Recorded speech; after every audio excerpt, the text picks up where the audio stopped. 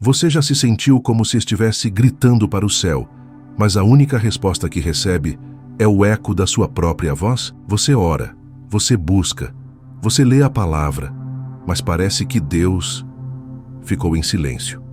Um silêncio ensurdecedor que te faz questionar: será que Ele ainda me ouve?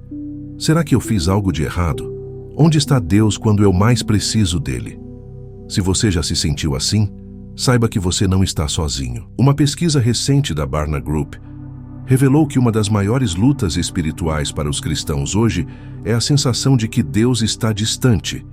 E é exatamente sobre essa dor, esse vácuo desconcertante, que vamos falar hoje. Mas e se eu te dissesse que esse silêncio não é um sinal de que Deus te abandonou? E se na verdade esse silêncio for a prova de que Ele está trabalhando? E se esse silêncio for, na verdade, a forja onde o seu verdadeiro propósito está sendo moldado? Neste vídeo, nós vamos mergulhar fundo na palavra de Deus para desvendar um dos maiores mistérios da caminhada de fé. O porquê de, às vezes, Deus parecer tão quieto. E eu te garanto, o que você vai descobrir hoje pode mudar radicalmente a forma como você enxerga o seu deserto.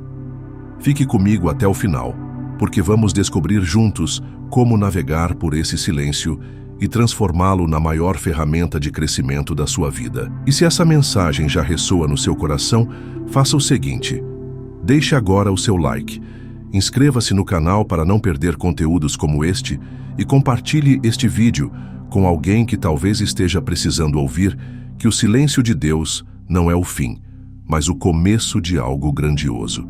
Vamos direto ao ponto. Por que o silêncio de Deus dói tanto? A resposta é mais profunda do que imaginamos e começa no Jardim do Éden. Em Gênesis, lemos que Deus andava pelo jardim na viração do dia, em comunhão com Adão e Eva. Fomos criados para essa conexão, para ouvir a voz do Pai. Portanto, quando o céu se cala, não é apenas uma ausência de som, é uma quebra sentida no nosso próprio design espiritual. Esse silêncio ativa um medo primitivo e terrível de abandono, a sensação de que fomos rejeitados pela pessoa mais importante que existe. E nesse vácuo de comunicação, nossa mente, muitas vezes influenciada por uma mentira sutil que se infiltrou em muitas de nossas igrejas, corre para a conclusão mais dolorosa e perigosa: se Deus está em silêncio, a culpa é minha. Eu pequei. Ele está me punindo. Esse é um dos mitos mais destrutivos para a fé de um cristão. Pense em Jó. A Bíblia o descreve como um homem íntegro, reto e que se desviava do mal. Mesmo assim, ele enfrentou um silêncio divino tão profundo que amaldiçoou o dia em que nasceu. O silêncio que Jó experimentou não era um juízo pelo seu pecado, mas parte de uma batalha espiritual que ele desconhecia. Acreditar que todo silêncio é punição é um erro que gera uma culpa tóxica e, ironicamente, nos afasta ainda mais de Deus, justamente quando mais precisamos correr para Ele. Então, o que fazer quando a alma grita e o céu parece de bronze? A própria Bíblia nos dá a resposta através do exemplo de um rei guerreiro, um homem chamado segundo o coração de Deus, Davi. Nos Salmos, vemos Davi rasgando o coração diante de Deus, sem máscaras. No Salmo 13, ele clama: até quando, Senhor? Para sempre te esquecerás de mim? Até quando esconderás de mim o teu rosto? No Salmo 22, ele grita as mesmas palavras que Jesus mais tarde citaria na cruz: Deus meu, por que me desamparaste? Isso não é falta de fé, pelo contrário, isso é a fé em sua forma mais crua e honesta. É o que chamamos de lamento bíblico. É o direito que você tem de chegar diante de Deus e dizer: Pai, está doendo, eu não estou entendendo, onde você está? Expressar sua dor a Deus não o afasta dele. Suprimir essa dor, sim. O lamento é o caminho que Deus nos deu para processar a angústia sem abandonar a confiança. Agora que validamos a sua dor, precisamos fazer a pergunta que muda tudo. E se o silêncio não for sobre a ausência de Deus, mas sobre a intensa atividade dele? Se o silêncio for, na verdade, uma ferramenta? A Bíblia nos dá uma imagem poderosa em Jeremias 18, a do oleiro e o barro. Imagine-se como o barro na roda. Para que um vaso seja moldado, ele precisa de 3 coisas: a rotação constante, a pressão das mãos do oleiro e o silêncio. O oleiro não conversa com o barro enquanto o molda. Suas mãos são sua linguagem. Ele está concentrado, removendo bolhas de ar, impurezas como o orgulho e a autossuficiência, e dando a forma exata para o propósito que ele já designou. O silêncio de Deus, muitas vezes, é o som das suas mãos trabalhando em você. Ele está te preparando para conter a glória e o propósito que ele tem para a sua vida. A voz dele virá para encher o vaso, mas primeiro o vaso precisa ser formado na quietude da roda. Esse processo de moldagem é também uma desintoxicação espiritual radical. Sejamos honestos, vivemos em uma cultura viciada em respostas imediatas, em notificações, em estímulos constantes. E esse vício se infiltrou em nossa fé. Buscamos arrepios, experiências emocionais, uma palavra nova a cada culto. Deus, em sua sabedoria, usa o silêncio como um tratamento de choque para nos curar dessa dependência. Ele nos retira o sentir para nos ensinar a crer. É o treinamento prático de 2 Coríntios 5:7, porque andamos por fé e não pelo que vemos, ou pelo que sentimos. Uma fé madura não se baseia em sentimentos voláteis, mas se ancora na rocha do caráter de Deus e da sua palavra, que não muda. E talvez o maior exemplo de alguém que viveu isso seja um jovem chamado José. Depois de receber sonhos proféticos sobre seu futuro, José foi jogado em um poço e depois vendido como escravo. Passou 13 anos entre a escravidão e a prisão, em um silêncio divino absoluto. Nenhuma nova profecia, nenhum anjo o visitou na cela. Deus estava quieto, mas José não estava. Ele foi fiel no anonimato. Ele administrou a casa de Potifar com integridade. Ele serviu outros prisioneiros com excelência. Isso é o que eu chamo de o princípio de José. A sua fidelidade no silêncio é o seu treinamento para o palácio. É nesse período de aparente esquecimento que o seu caráter é testado e aprovado para a promoção que Deus já preparou. O seu silêncio pode ser o seu Egito, a sua prisão, mas é ali que Deus está forjando o governador que você foi chamado para ser. Entender que o silêncio é uma ferramenta de Deus é libertador. Mas esse entendimento precisa se transformar em ação. Como podemos, na prática, não apenas sobreviver a esse deserto, mas florescer nele? Primeiro, precisamos parar de cometer o erro fatal de tentar ouvir mais alto e, em vez disso, começar a ver melhor.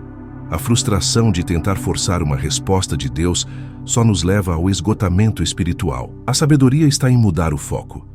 Em vez de buscar uma voz audível, treine seus olhos para ver a mão de Deus na providência diária, no sustento que não faltou, em um amigo que ligou na hora certa, na beleza da criação. E, acima de tudo, procure-o em sua palavra já revelada, a Bíblia. Não como uma bola de cristal, mas como um espelho que reflete o caráter imutável de Deus. Isso me leva a um exercício prático que eu chamo de a âncora da promessa. Funciona assim: escolha um versículo, uma promessa de Deus que fale diretamente à sua situação. Pode ser Hebreus 13:5, nunca o deixarei, nunca o abandonarei, ou Isaías 41:10. Por isso não tema, pois estou com você. Não tenha medo, pois sou o seu Deus. Escreva essa promessa. Coloque-a no espelho do seu banheiro como protetor de tela do seu celular. Medite nela todos os dias. O objetivo não é buscar uma palavra nova, mas se ancorar em uma verdade eterna, até que ela se torne mais real para você do que o seu sentimento de abandono. Junto com essa âncora, você precisa adotar um novo modelo mental. É uma troca de perguntas. Em vez de perguntar em desespero, Deus, por que você não fala comigo? Comece a perguntar com um coração de aprendiz. Deus, o que o Senhor está tentando me ensinar sobre você e sobre mim neste silêncio? A primeira pergunta é centrada em você e gera frustração. A segunda é centrada em Deus e gera sabedoria, intimidade e uma paz profunda, pois sua alegria não dependerá mais de uma resposta, mas da presença do próprio Deus.